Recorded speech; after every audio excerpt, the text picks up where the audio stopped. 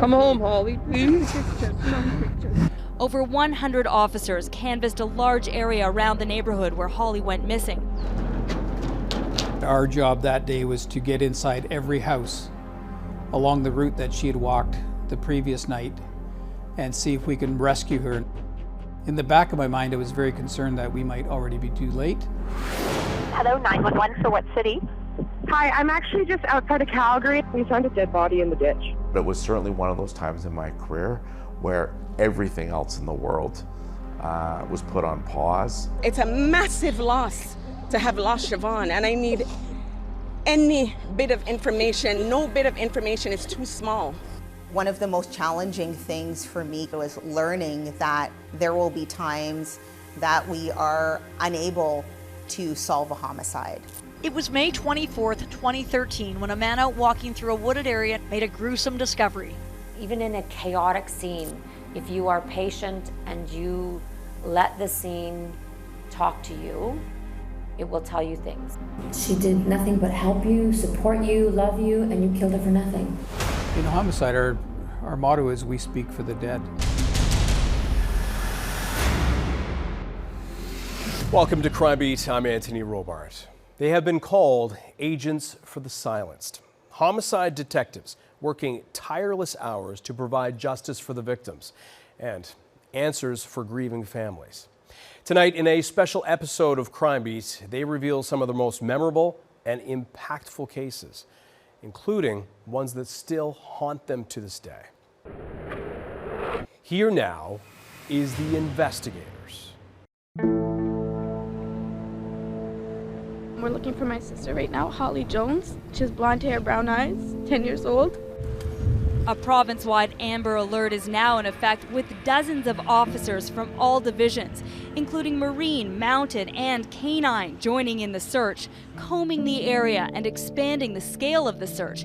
Being the first Amber Alert issued in Ontario meant that every news outlet, every billboard on the highway, anybody that's listening to a radio would know that we're looking for this little girl and all eyes would be watching for her. I had goosebumps because I knew, given just what I'd heard, that something was seriously wrong here. I started to already form an opinion that unless there's something we don't know about, Holly was likely already the victim of some kind of an abduction. She's a happy girl. I beg you not to hurt her. Bring her home to us. Come home, Holly, please. This is Holly. The Holly Jones case had the biggest impact on me in May of 2003 when she was abducted off the streets of Toronto at the age of 10 years old. She aged with my kids, and she actually looked fairly similar to my youngest child. It really tears at your heartstrings that something like that could happen to a child, and it was such a horrific homicide. My name is Dave Perry, and I was with Toronto Police for 28 years. And in my time, I spent most of my career in violent crime, including several years in the Homicide Squad. And I ended my time with Toronto Police running the Sexual Assault Squad, where unfortunately the last couple of years of my time was spent doing child homicides, child abduction. Over 100 officers canvassed a large area around the neighborhood where Holly went missing, going door to door, searching inside and outside private properties and businesses. She had come home with a friend after school and played, and Holly insisted on walking her friend home. And Holly's mother made the decision that for the first time, she was going to let Holly walk some 600 meters just up the street from where they lived and walk her friend home. And unfortunately, Holly never returned. Our job that day was to get inside every house along the route that she had walked the previous night and see if we can rescue her. In the back of my mind, I was very concerned that we might already be too late. And it wasn't very long afterwards, perhaps 9 o'clock in the morning, when we started hearing information about a human torso being found in the Toronto Harbour. Down there on the shore of Ward's Island, just south of downtown, you can see investigators putting more covering over the human remains found this morning. Police say the Marine unit found the body parts wrapped in plastic floating in Lake Ontario near the island. And although the remains are reportedly those of a child, so far police say they don't know if this grisly discovery is related to the disappearance of Holly Jones. When we got to the morgue at the Marine unit, the coroner was there and he was able to search the contents of the suitcase and remove body parts. And I was carrying a picture of Holly with me, and I was able to identify 100% that what we had recovered was in fact Holly Jones. I carried that photo for quite a while, but I keep it in a very safe place these days. But yeah, I'll always have that photograph. You know, it was the kind of horror where you can't scream, you can't yell, you can't cry, it's just surreal. You just stand there and you look and you can't believe what you're actually seeing. And I suppose there's a part of you that there's guilt because you wish you would have got to her before she was murdered. You wish that you could have rescued her. That was probably the most surreal moment of my entire career. I can relive it all these years later. I can remember every sight, every sound, every second. It's like time stands still. It's not moving. It's like the camera's stuck. All of these cases do in some way impact you and take a little piece of you with them. But I always say this, you're either built to do this or you're not. And I don't know how or why, but I always knew that I could. Just 24 hours after she disappeared, homicide detectives made this grim announcement. The search for Holly Jones is now a search for a killer. For me, waking up after the first night screaming with night terrors, instead of letting that, let's say, overtake me or take me out of the investigation, if I just got in the shower, and I was never so angry and so motivated to catch a killer in my entire life. We did intense canvassing. We took consent DNA swabs off of everybody that lived on the route that was male, capable of committing the offense. We did get that down to a fairly small pool. I think it was the first time we did it on such a large scale. And there was some controversy, of course. So the day after we recovered Holly, we wanted to walk the route that she had walked. She came from her friend's place just a couple of blocks north of where we are now. And I stood right here and looked down this laneway and thought if abduction was going to happen, that would be a perfect place to get a child off the streets really quickly. He could have been in that door in 10 seconds with her, and it just gave us chills.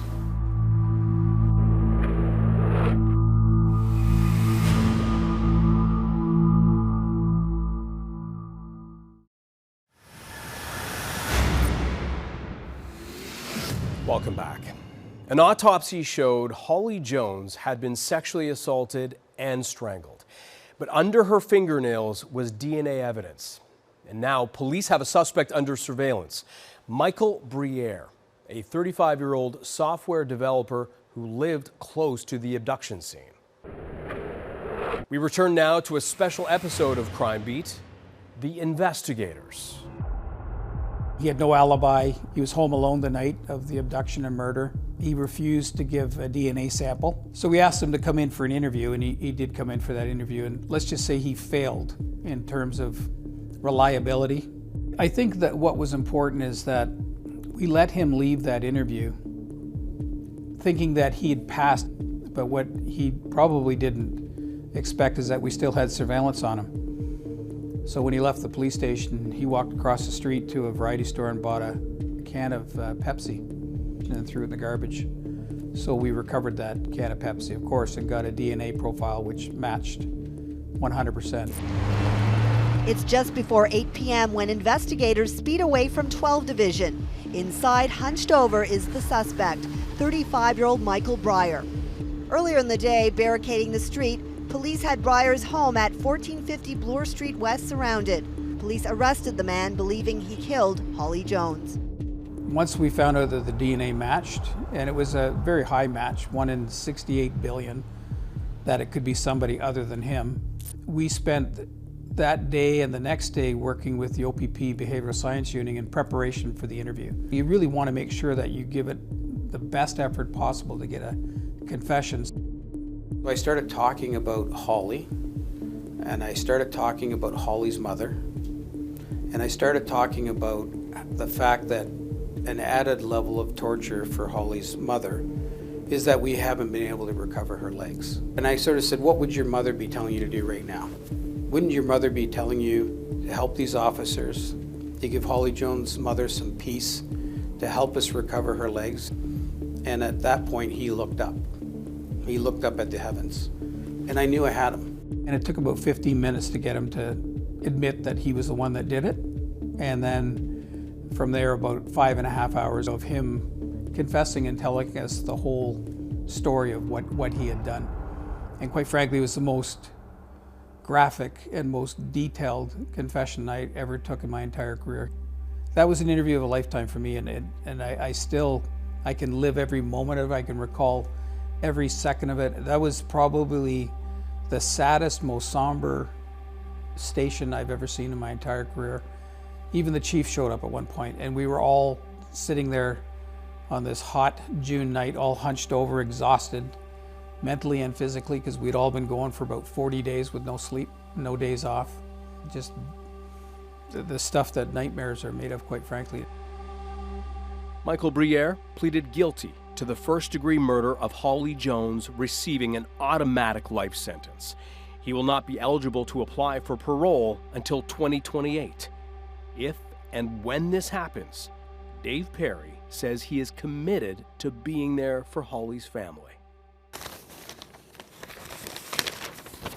With the number of my homicide cases that are coming up on parole dates, I'm connected with the families and still connected with the parole board, in some cases the mediator, if you will, for any kind of communication from the parole board to the family.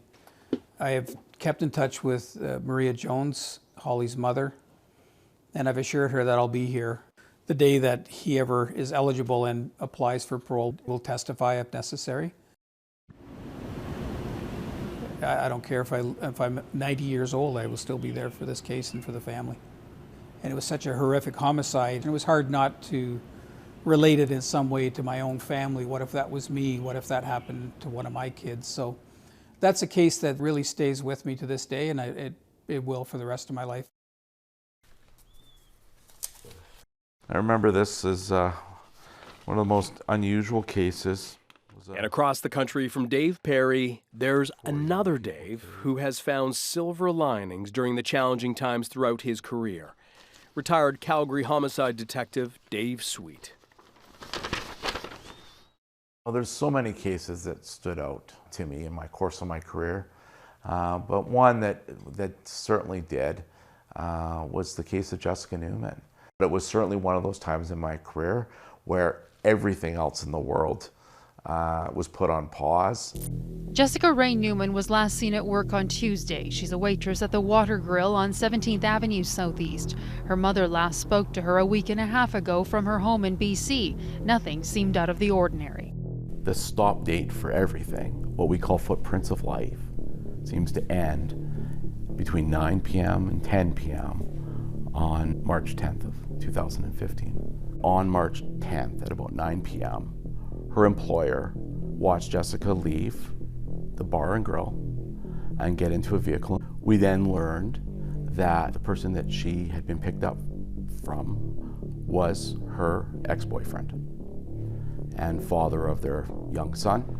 According to him, he had dropped Jessica off back at her residence at about 10 p.m. on March 10th.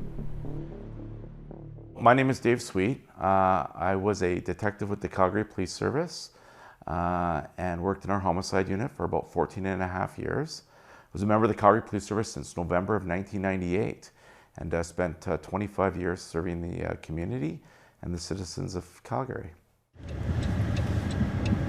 I remember driving to work and I had the case on my mind. It's now going on to a month and she still hasn't been located. And I remember sitting at a light and driving to the office, and the light was red, and just so focused in on getting there and then sort of jumping back into things that when the light went green, I saw green and my foot moved from the brake to the gas, but the 3 vehicles in front of me hadn't started to proceed through the green light yet. And I remember, ending up in the back end of the guy in front of me. So that is just so how laser focused you became on this one particular investigation. Thankfully, nobody was hurt in the accident. Hello, 911, for what city? Hi, I'm actually just outside of Calgary. I'm on Rage Road 284 and Township Road 264. We found a dead body in the ditch. Workers with a paving crew discovered the body late Monday afternoon. She was found in the ditch just off of this rural road. Police are now searching this entire area for evidence. The search for further forensics continues, with officers doing an exhaustive grid search near Balzac. It was also the day that I realized that of all the people that we had investigated through the course of the investigation, that my interest was really starting to lie with the ex-common law. His name was Kevin Rublitz. At the autopsy that came the following day, we learned that Jessica had been stabbed over 77 times. We were able to determine that the majority of the stab wounds were at the back of the neck and over the left shoulder blade. And we speculated, or we presumed, that she was probably the passenger inside a motor vehicle.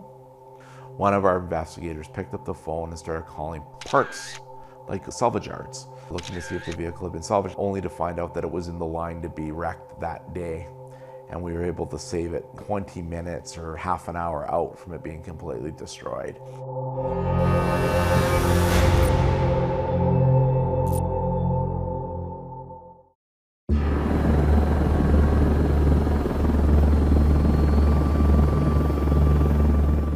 That vehicle, in the end, turned out to be the vehicle that Jessica was murdered in that night. It also happened to be the same vehicle that her ex-common law had picked her up in and then driven for coffee in.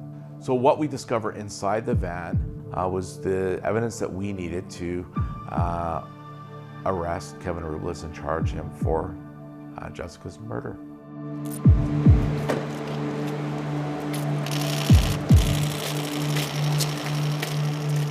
Family members confirm Jessica's ex-boyfriend is in police custody. The family was notified that her ex, the father of her youngest son, Kevin Rublitz, was arrested for her murder this morning. Kevin Rublitz was charged with second-degree murder in the death of Jessica Newman. Just over 2 years later, in November of 2017, he stood trial. The jury heard the two were in a custody dispute, and the day after her disappearance, there was an important court hearing. The prosecution's theory is this was a crime of passion, a spontaneous but intentional murder. Jurors heard while Kevin Rublitz and Jessica Newman were broken up and both seeing other people, they were still somewhat romantically involved. So when was the last time you had any form of contact with Jessica? It would be the Tuesday night when I dropped her off. The kiss and the hugger. You did not see her go into that house? No. So last night you dropped it on us that you went for a 45-minute drive. Driving clears my head. The day that the jury returned the verdict, I had actually gone off with the family as my practice. And I remember we had just come back from dinner, and the phone rang, and jury had come back with a verdict. A Calgary man who murdered the mother of his child has been sentenced to life in prison with no chance of parole for at least 17 years. But as Nancy Hicks reports, the ruling is not much comfort for the victim's grieving loved ones. Kevin Rublitz will be 50 years old before he's eligible for parole. These cases, they can become all-consuming, but I know that for myself and like my own mental well-being, the way I protected myself was I never made these things about me specifically. I always kept in mind the victim and their family. And so I never let somebody else's tragedy or crisis be my own. And that helped me a lot in being able to kind of move through the horrifying facts and details of a case like Jessica's. I think we are all different learners. I'm a visual learner. You know, I have a hard time finding my socks in the morning sometimes, but if I walk into a crime scene, I don't know how or why, but I remember every single detail of a crime scene. blood stain patterns, forensic evidence, buttons, clothing, jewelry that's laying around. And I can understand forensics. Homicide investigations are not for the faint of heart. They take true grit, they take tenacity, they take a strong will, the ability to absorb and manage trauma, to work with grieving families, and to follow the trail of evidence until you get to the resolve that you need. You really do compartmentalize. People ask still to this day, how did you do that? Like, it must have been awful. Especially the visuals to a lot of people are really difficult. To me, it is. It's technical. It's not as disturbing. My name is Pauline Gray. I'm a retired staff superintendent with the Toronto Police Service. I was with the service for 37 years, and I was in homicide from 2004 to 15 for just over 11 years. One of the cases, high-profile cases that sticks out most to me is the investigation into the murder of Regat Asghedom, and it had certainly some incredible twists and turns, that's for sure. It was May 24th, 2013, when a man out walking through a wooded area near Weston Road in Eglinton made a gruesome discovery. Inside this duffel bag, he found the decomposing torso of a woman. I had belly button to knees, that's all I had. So obviously a female torso in a gym bag with no clues at that time. My crime scene manager at the time, also a female investigator, we make our way down into the embankment, and we spend time just taking it in. You had to walk through just this part in the grass to get to where we are here. And the tracker bag would have been found in this general location. We could see we only had a torso.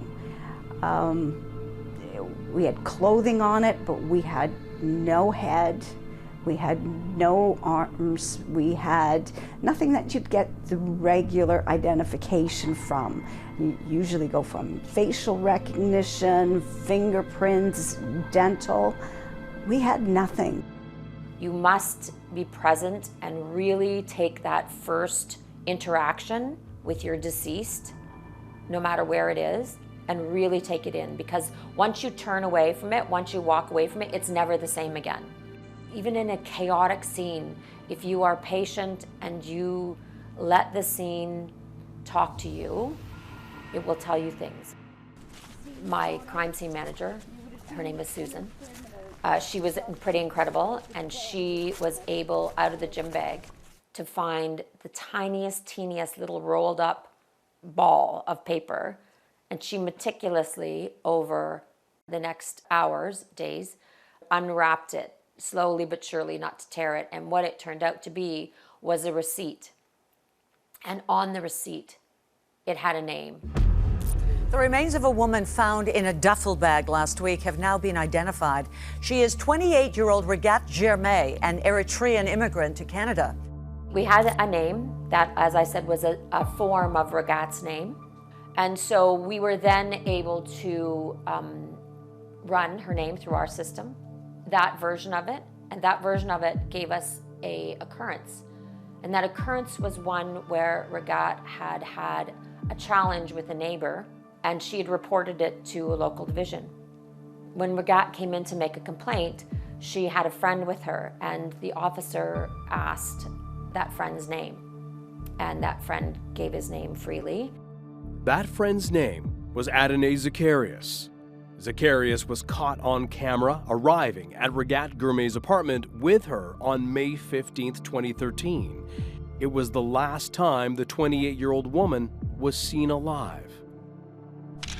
And he has subsequently seen on video coming out with different bags, but she's never seen coming out again. Neighbors seen him inside? Yeah. We went to Regat's apartment, of course, with a warrant, and what we saw there told us that what had happened to her had happened there. I took a toothbrush from her apartment and I submitted it to the Center of Forensic Science.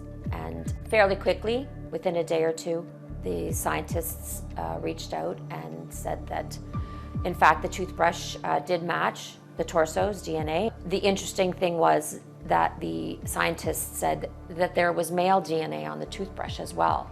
CFS did their wonderful work and called me back a short time later and identified that the male DNA on the toothbrush had a hit, and they said it wasn't actually to the data bank, it was to another crime scene.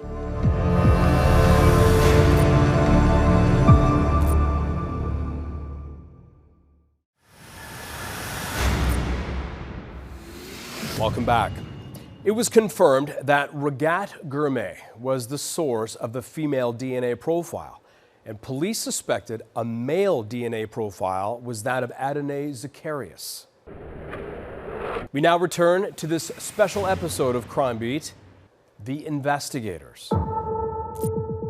The cause of death has yet to be determined, and only a third of the woman's remains have so far been found. In a strange coincidence, Gurmay lived in the same Cabbagetown neighborhood where 55-year-old Negishi Semrat was stabbed to death on October 23, 2012. Regat did know or had figured out what Mr. Zacharias had done, and had either confronted him or had let him know that she in fact knew that he was the murderer of Negisti.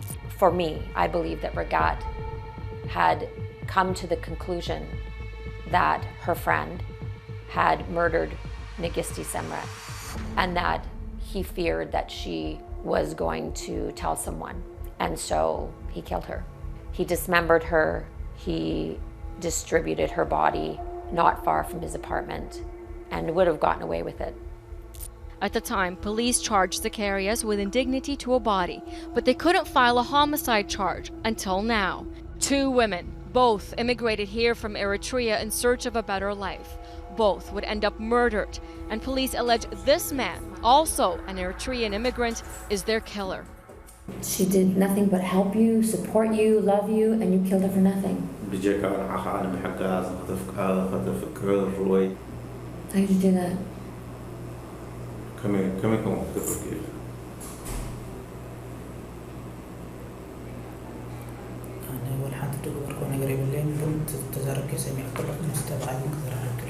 Yeah, there's nothing I can say. I heard you, whatever you say, and then tomorrow I'll speak to my lawyer and respond to you. The only thing I'm going to ask you is that for her family, you tell me where the rest of Regat is. Just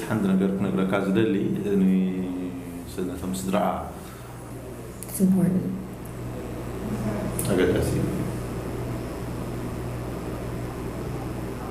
Please.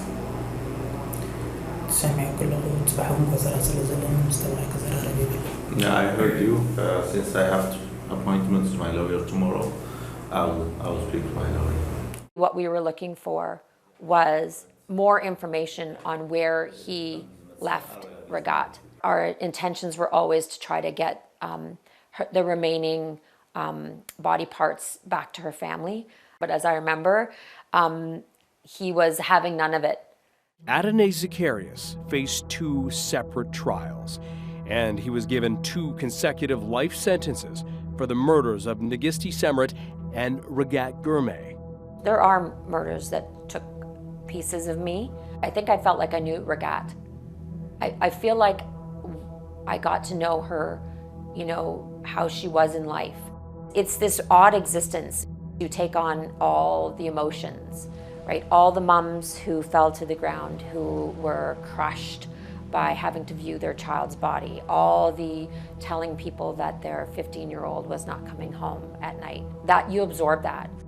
I can tell you that the vast majority of the cases that we do, and Toronto for a big city has a very high solve rate, but for those that we do not move to prosecution on, those are the ones that are hard, particularly if you know who did it. Up until the day I retired, I had a notebook on my desk, and it was the investigation into the death of a gentleman, a new immigrant to Canada. His last name was Mao, Ho Ching Mao. He came to Canada to make a better life for his family, and now his children are trying to cope with his death. Hu Cheng Mao was stacking oranges when he was caught in the middle of a gunfight. Tonight, his son and daughter are speaking out. Crime specialist Catherine McDonald reports. Hu Cheng Mao's children are heartbroken thinking about their 47-year-old father killed by a stray bullet. I'm very sad and angry. I hope that the government will have the gun control system better so that other people won't have the same tragedy like my father. He had recently emigrated from China to Canada. He was working at a grocery store on Gerrard Street.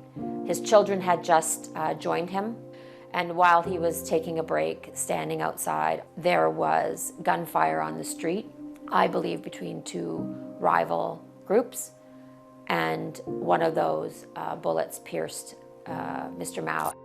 Police meantime released this photo of the silver car they believe was the intended target of the bullet that killed Mao. 2004 to 2006 Nissan Maxima.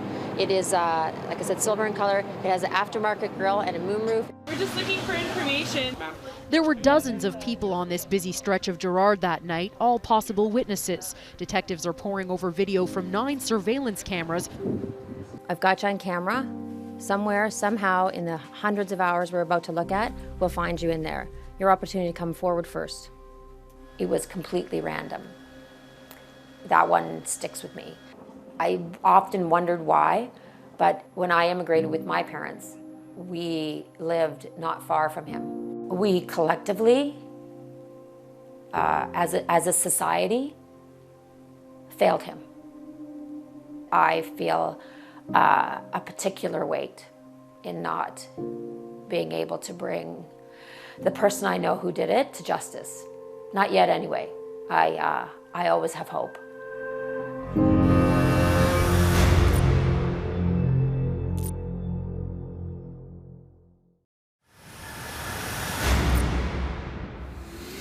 Welcome back. Homicide detectives witness horrible things many couldn't possibly fathom. They have to push past the mental exhaustion that comes with seeing tragedy every day. Now, the retired detectives we spoke with know that heavy lifting is no easy task for the next generation. We return now to the conclusion of the investigators. One of the most challenging things for me coming into the homicide squad was learning that there will be times that we are unable to solve a homicide, that we may not ultimately get to be able to solve it in the time frame that we want to, and that is something that's absolutely kept me up at night. My name is Tiffany Castell. I'm a detective sergeant with the Toronto Police Service. I've been with the Toronto Police for nearly 18 years, and 4.5 of those years now have been with the Toronto Police Service Homicide and Missing Persons Unit. Investigators provided an update on the fatal shooting that took place in Flemington Park early yesterday morning. Siobhan Jones, 32 years old, of Toronto, was in the lobby of the 300 block of Vendome Place, one Vendome Place, with another male.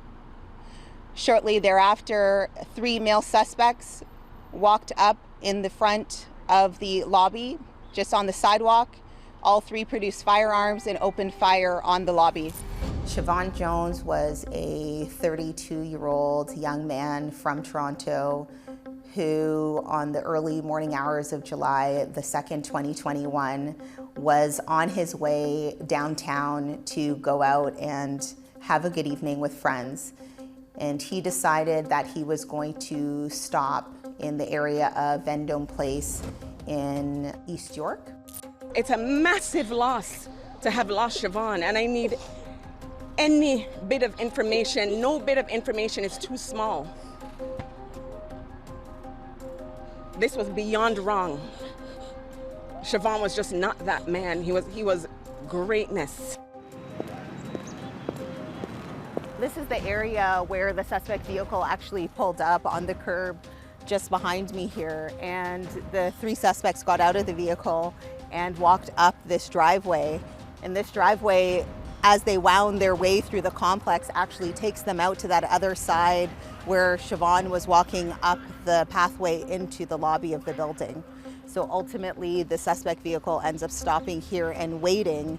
At the same time, Siobhan was inside of the lobby with another individual just waiting entry.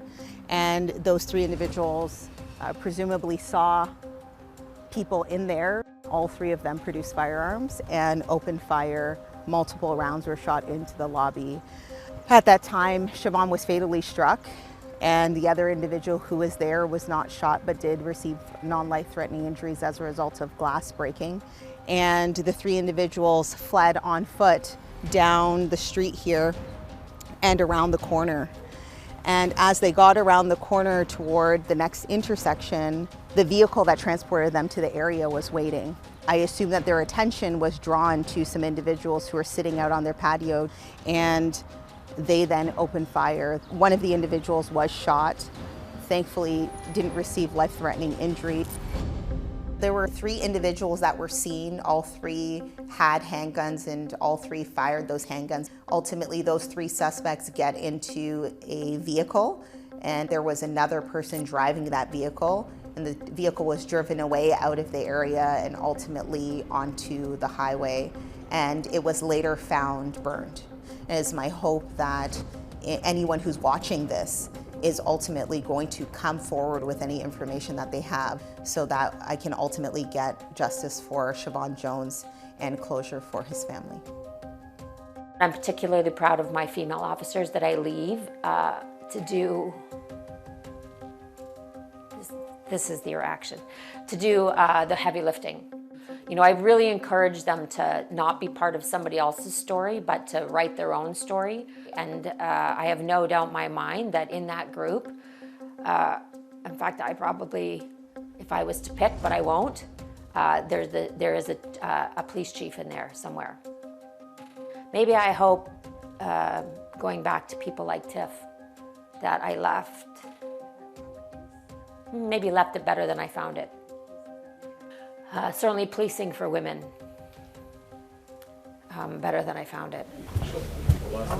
It's hard for us retired officers to give advice to the next generation because it's so different for them than it was for us. And it's so different for us than it was for the generation before.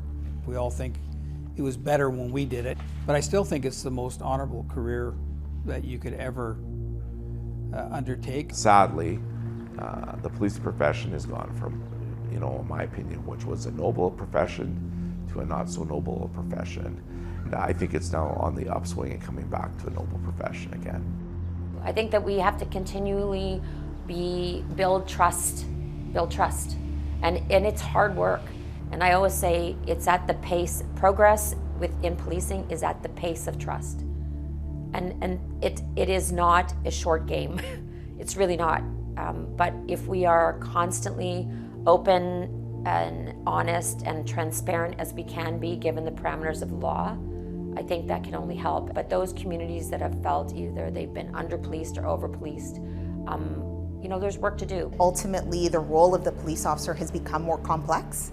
We are dealing with complex social issues, and it's not something that we're able to do on our own, but we are typically the first line of action.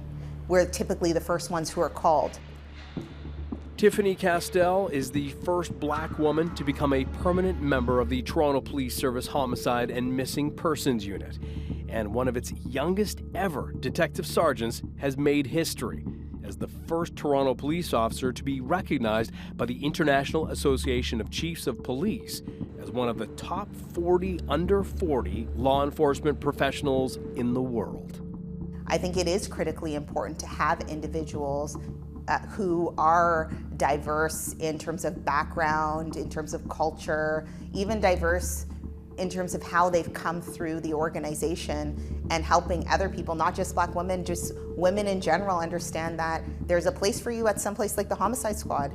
You are able to do both, and it's not easy. I'm not going to sugarcoat it. It is not easy, but I am doing it. It was the work-life balance that I was concerned about. And when it comes to homicide work, I don't think anything less than being the very best is acceptable. And I wasn't sure that I would be able to do that while also being an exceptional parent.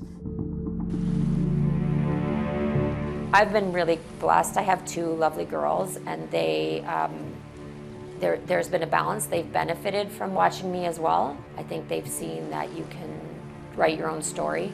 But I certainly think that my youngest at my retirement function said that one of her strongest memories is that when I was late to pick her up, you know, when moms were late to pick their kids up, others were stuck in traffic, and I was at an autopsy. So, you know, their existence was certainly different, We call it murder at the dinner table. Some days it wasn't easy, you just made it work.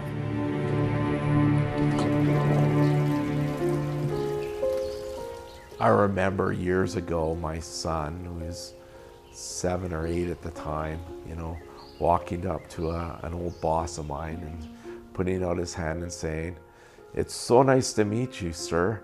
You're the guy I've been meaning to talk to you for a while. You're the guy that's ruined a lot of good times with my dad." And I think that in itself is the essence of what sort of impact this has on children and families.